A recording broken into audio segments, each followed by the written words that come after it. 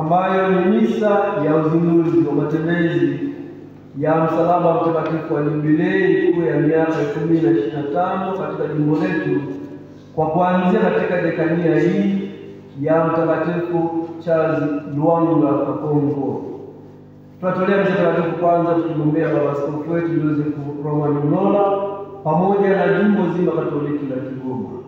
Katika misa ya leo, katika upekee wake, kwa kuwa inaanzia huku, tunatolea misa takatifu kwa ajili ya kuombea Padre Bernard Vyokuta pamoja na Padre Arsene Cosmas, na tukiombea parokia yote ya Kasanda. Tunatolea misa takatifu kumwombea Padre Amadeus Mlemaso pamoja na Padre Gilbert Kiusa na wana parokia wote wa Kakongo. Tunatolea misa takatifu kwa ajili ya kumwombea Padre Mili Mwanuruko pamoja na wana parokia wote wa Mwange, na tukisahau kumwombea Padre Joseph Wasira pamoja na wana parokia wote wa Nyaromna. Tunatolea misa takatifu hii kwa ajili ya kuombea watawa wote wanaoshiriki misa takatifu na wale waliobaki kwa sababu mbalimbali wanaofanya utume katika parokia zilizo ndani ya dekania yetu ya Kakongo. Tunasali kwa ajili ya kuombea waamini wote na baraka pekee wale walio viongozi, ili wadumu katika matumaini na kufanya kazi hizo katika muungano na Yesu na viongozi katika maparokia yao. Tusali kwa ajili ya kuziombea roho za marehemu mapadre na parokia katika dekania hii ya Kakongo. Tusali kuziombea roho ya marehemu Padre James Kwezi na Padre Herman Katabazi. Tuombe mapadre wote na watawa wote waliowahi kufanya utume katika maeneo ya dekania yote yetu ambao Mwenyezi Mungu alishawaita kutoka katika dunia hii. Tujiombe sisi wenyewe tunaoshiriki misa takatifu, tudumu katika matumaini. Ndugu zangu, tukiri dhambi zetu tupate kustahilishwa kuadhimisha mafumbo matakatifu. Na muungania Mungu Mwenyezi, nani mzangu, nani mkosa mno, kwa mawazo, kwa maneno, kwa matendo, na kwa kutotimiza wajibu. Nimekosa mimi, nimekosa sana. Ndio maana namuomba Maria mwenye heri, Bikira daima, malaika na watakatifu wote, nani ndugu zangu, niombeni kwa Bwana Mungu wetu. Mwenyezi atuhurumie, atusamehe dhambi zetu.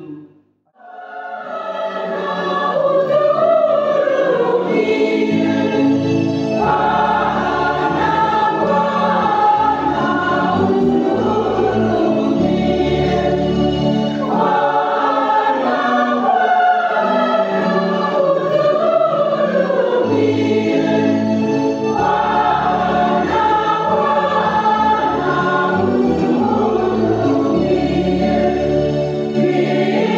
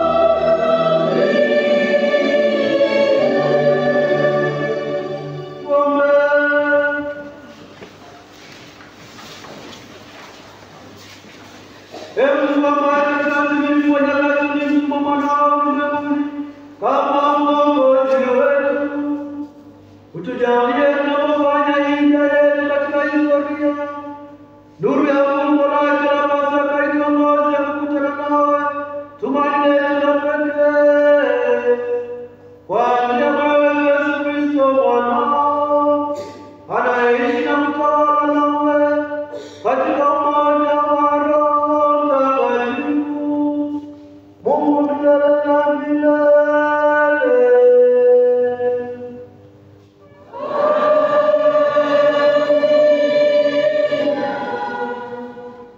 Somo la kitabu cha nabii Ezekieli sura ya 18 aya ya 21 hadi aya ya 28. Bwana asema hivi: mtu mbaya akigairi na kuacha dhambi zake zote alizozitenda na kuzishika amri zangu zote na kutenda yaliyo halali na haki, hakika ataishi hata kufa. Dhambi zake zote alizozitenda hazitakumbukwa juu yake hata mojawapo. Katika haki yake aliyoitenda ataishi. Je, mimi ninafurahi kufa kwa mtu mwovu? Asema Bwana Mungu. Si afadhali kwamba agairi na kuiacha njia yake akaishi? Bali mwenye haki atakapogairi na kuiacha haki yake na kutenda uovu na kufanya machukizo yote kama yale afanyayo mtu mwovu, je, ataishi? Katika matendo yake yote ya haki aliyoyatenda halitakumbukwa hata mojawapo. Katika kosa lile alilolikosa na katika dhambi yake aliyoitenda atakufa. Lakini ninyi mwasema, njia ya Bwana si sawa. Sikilizeni sasa, enyi nyumba ya Israeli. Je, njia yangu si njia iliyo sawa? Njia zenu sizo zisizo sawa? Mwenye haki atakapogairi na kuiacha haki yake na kutenda uovu atakufa katika uovu huo. Katika uovu wake aliyoutenda atakufa. Tena mtu mwovu atakapogairi na kuacha uovu wake aliyoutenda na kutenda yaliyo halali na haki, ataponya roho yake, nayo itakuwa hai, kwa sababu atafakari na kugairi na kuyaacha makosa yake yote aliyoyatenda. Hakika ataishi hata kufa. Neno la Bwana.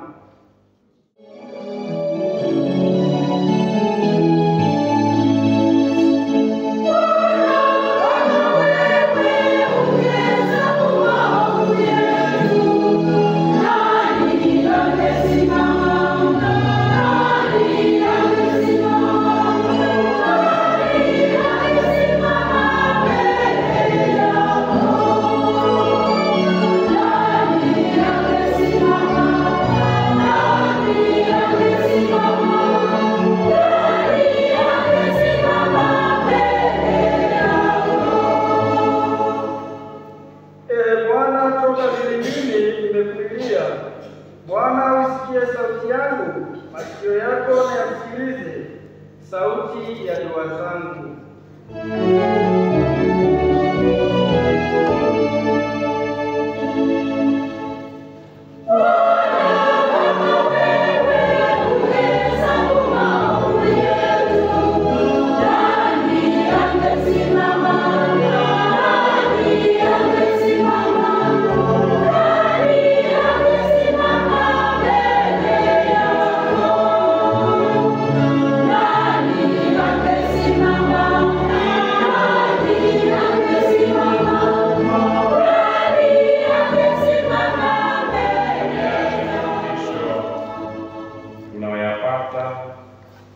Kutoka kwenye katekisimu ya Kanisa Katoliki ni lengo la Mwenyezi Mungu kumuumba mwanadamu.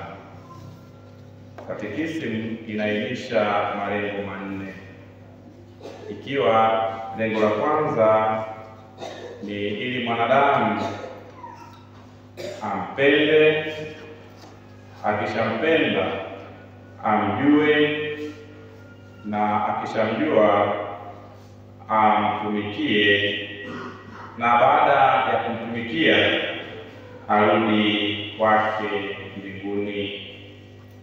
Hayo ni malengo manne tunayofundishwa na kanisa ya Katekisimu ya Kanisa Katoliki. Kwa hiyo tunapomjua Mungu, tunapompenda Mungu tunamjua, tunapomjua tunamtumikia. Sasa kwenye utumishi hapa, kwa kweli huwa tunakutana na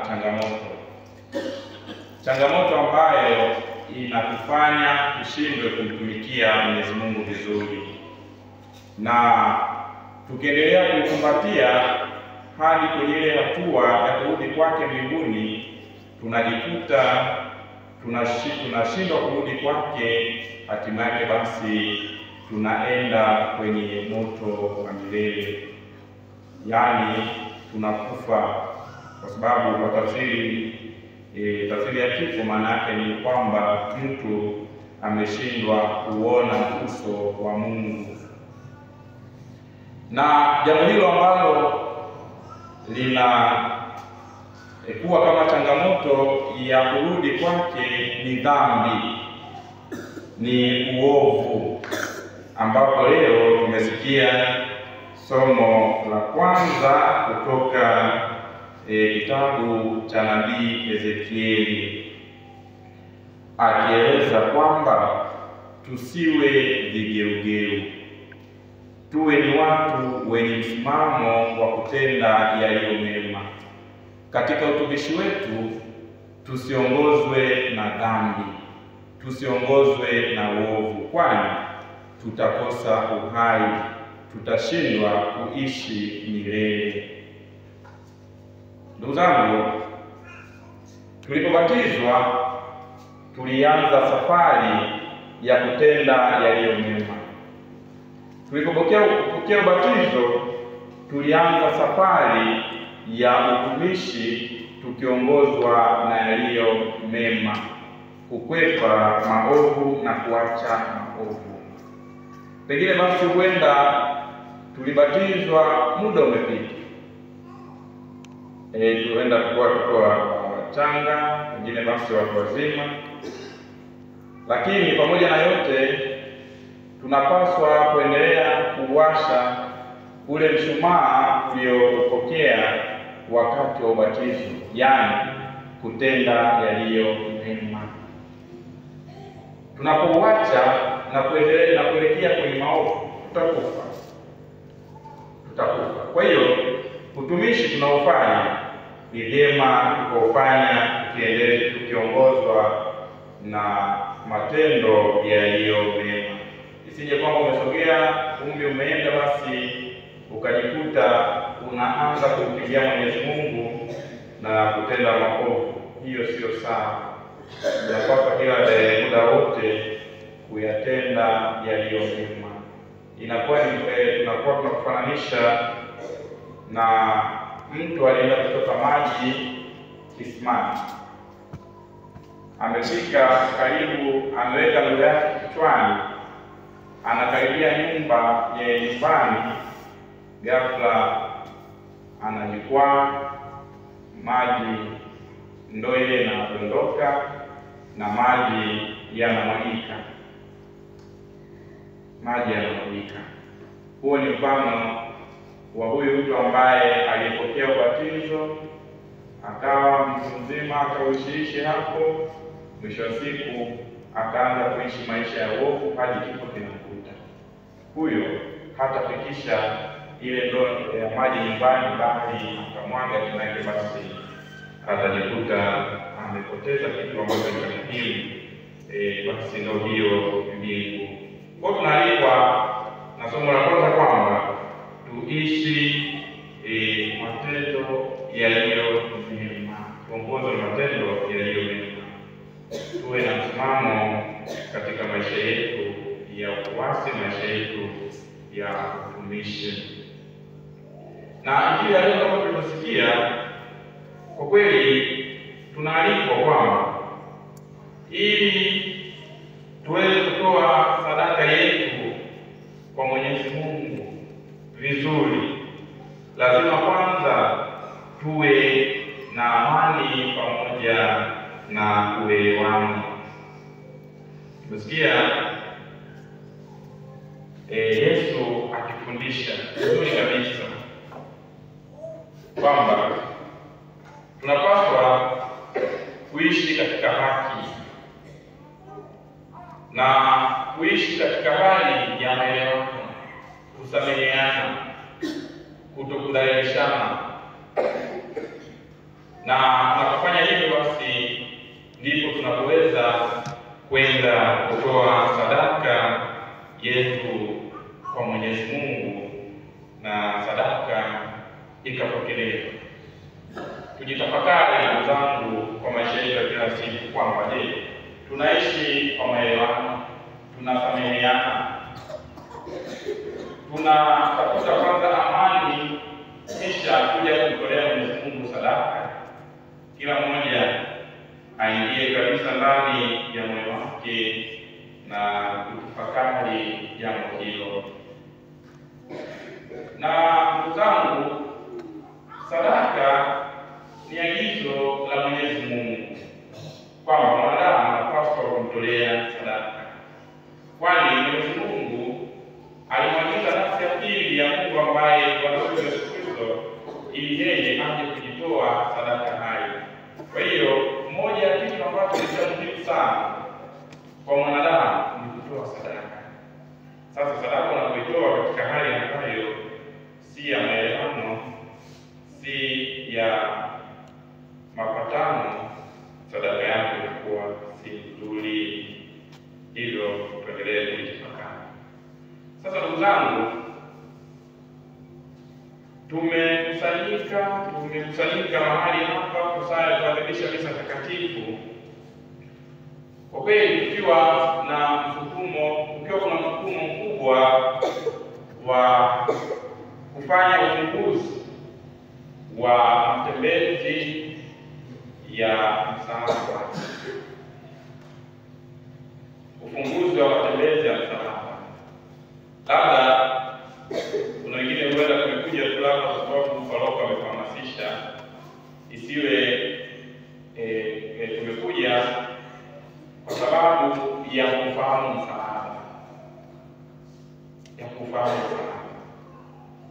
Japo nitamani kidogo nigusie kuhusu msalaba huu ambao tumekuja kuupokea, ambapo kwa kweli mwaliko mkubwa ilikuwa ni kupokea kwa furaha, kupokea kwa shangwe na pamoja na nderemo. Labda msalaba, natumai tunafahamu kwamba tumekombolewa kwa fumbo la msalaba. Tumekombolewa kwa mateso, kifo na ufufuko wa Bwana wetu Yesu Kristo. Lakini mateso hayo yalikuwa ni mateso ya msalaba. Kwa hiyo msalaba kwenyewe unapata tafsiri ya kwamba ni nguvu ya Mungu. Msalaba ni hekima na uhai wa Mungu. Na msalaba una nguvu ya pekee ya kuwakuta watu kwa Yesu. Tumsifu Yesu Kristo. Amina. Msalaba unaweza kutafakari matatizo unayopitia, na basi atatoa tafsiri ya msalaba, namna ambavyo pengine unakuwa aidha kupata ushauri wa kwamba mrudie Mwenyezi Mungu, mrudie mfahamu Kristo, pengine hata mwenyewe kuona hapa. Hapana, suluhisho pekee ni ya kumfuata Mwenyezi Mungu. Suluhisho pekee ni ya kumrudia Bwana wetu Yesu Kristo. Tumekuwa tukishuhudia watu namna hiyo, pengine hata kutana na kitu kizito kwenye maisha yake, kwa mfano wa msalaba, na kitu kile baada ya kuondoka, tunashuhudia mtu huyo anarudi katika njia iliyo njema. Hapo ndio tunapata tafsiri ya kwamba msalaba unatuvuta kwa Yesu, unatuvuta kwa Kristo, na unatufanya tuone ubaya wa dhambi, unatufanya tuone ubaya wa kifo, pamoja na kutufanya tuweze kutubu. Msalaba unamsaidia mtu kukiri ukuu na uwezo wa Mungu. Msalaba huu uliopokea leo unaelezwa kuwa mwamba salama na ufunguzi wa milango ya mbingu. Tumsifu Yesu Kristo. Natumaini pale msalabani tunafahamu walikuwa watatu. Alikuwa Bwana wetu Yesu Kristo katikati, akawepo kijana mwingine ambaye ni mwizi, tunaambiwa ni mwizi, aliyekuwa upande wa kulia, na kwa majina aliitwa Dismas, na mwingine huyu wa upande wa kushoto ambaye kwa majina aliitwa Gestas. Wote walikuwa msalabani,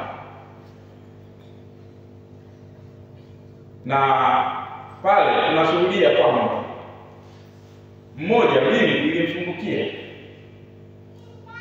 Yule Dismas alikuwa upande wa kulia, alikiri na kuomba msamaha kwa Bwana wetu Yesu Kristo, na Kristo kumwambia kwamba kuanzia sasa utakuwa nami katika ufalme wa milele. Tunashuhudia kabisa kwamba Dismas anafunguliwa mbingu akiwa msalabani, na hilo watu wapata fundisho ya kwamba msalaba unaifungua mbingu. Lakini katika kufungua mbingu inatudai kitu kimoja tu cha kumtii Kristo Yesu, na kwa mfano wa Dismas. Ndugu zangu, tunapoendelea tafakari juu ya msalaba na tunatafakari Yesu, kifo cha Yesu msalabani, tunaweza kujiuliza maswali. Ni nini cha pekee kwenye msalaba wa Yesu? Kwa sababu Warumi walikuwa na utaratibu wa kutumia msalaba, yaani kusulubisha watu kama njia ya kuwatisha watu, kuwaogofya watu na kuwanyamazisha na kukomesha waasi, wahalifu, magaidi na majambazi. Ilikuwa ni desturi ya Wayahudi, na ukisoma katika historia ya Warumi,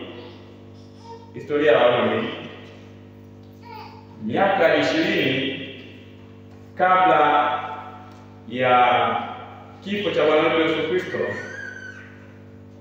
kulitokea tukio la watu wapatao 20,000 kuteswa na kutundikwa msalabani, ambapo walikuwemo watoto, wanawake pamoja na wanaume, watu 20,000.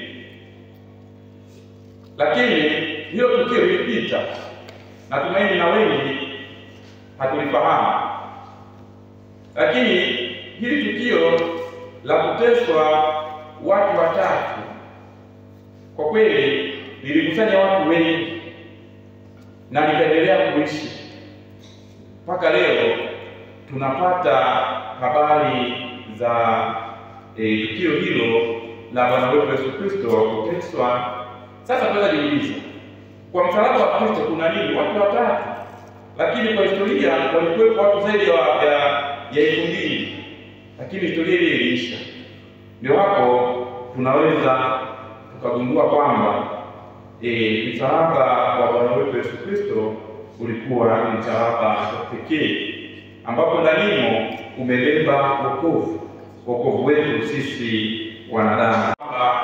Wa Bwana wetu Yesu Kristo, Wayahudi wa Agano la Kale na watu wengine wa ulimwengu walifahamu fika kabisa kuwa sifa ya juu kabisa kwa Mungu inahitaji sadaka, ambapo kilichotolewa sadaka kiliahidiwa kwa heshima ya Mungu.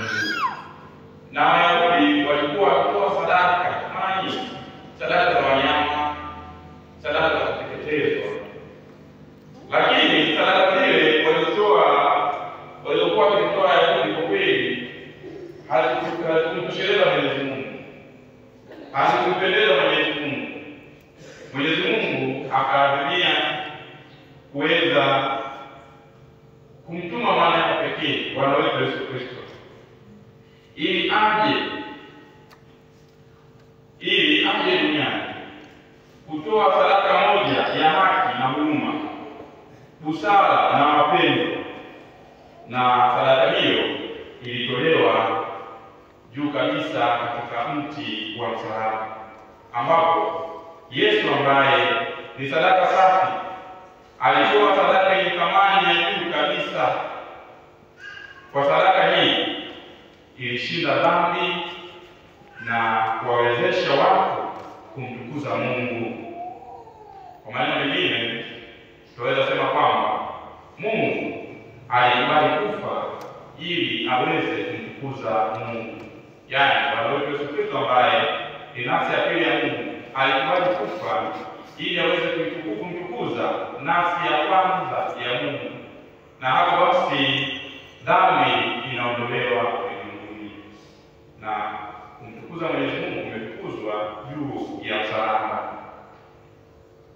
Na hapo basi Mtakatifu Andrea wa Pete anaendelea kuelezea msalaba huu ambao tunaopokea leo, ambayo ni hekima ya Mungu, ni uhai wa Mungu.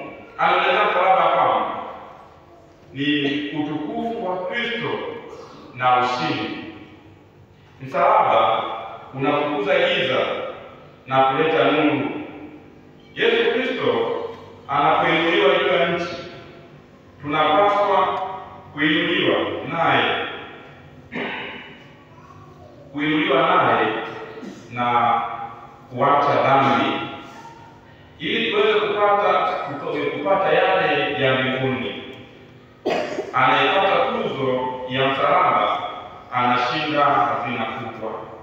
Huyo ni Mtakatifu Andrea wa Pete. Na anaendelea kusema kwamba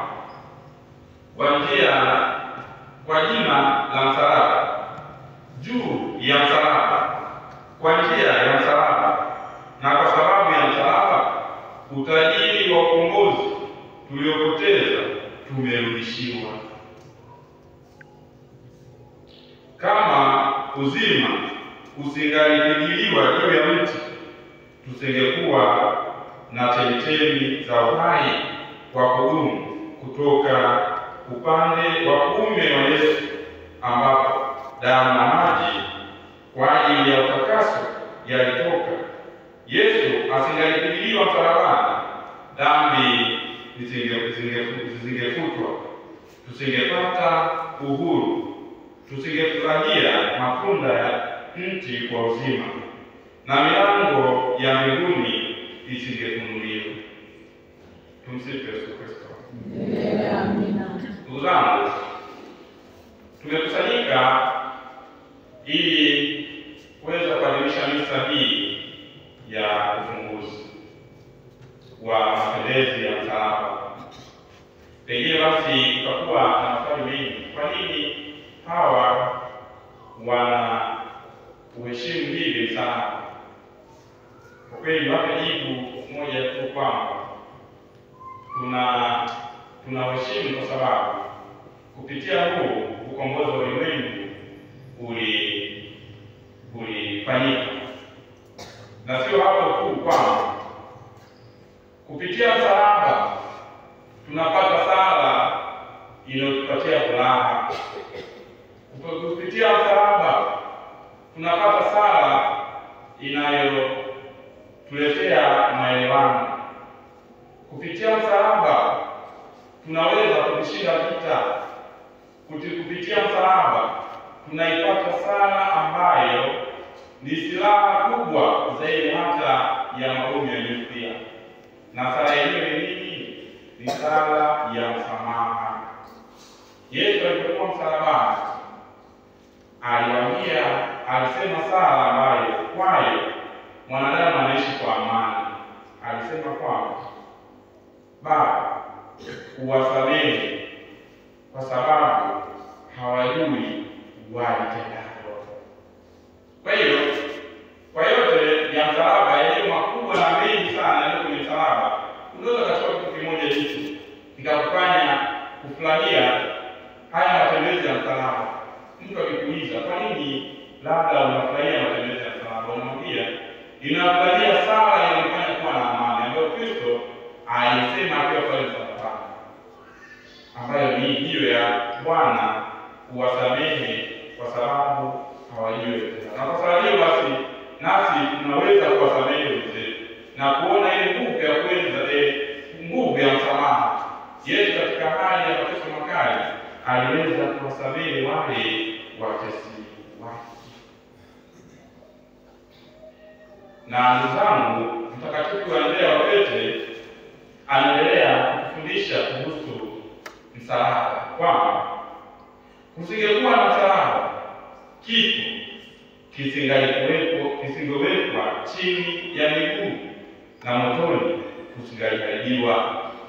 Hivyo msalaba ni kitu cha thamani na heshima kubwa, ni kitu cha ajabu kubwa, kwa sababu kwa kupitia msalaba matendo ya thamani ya Yesu yanapata umaana.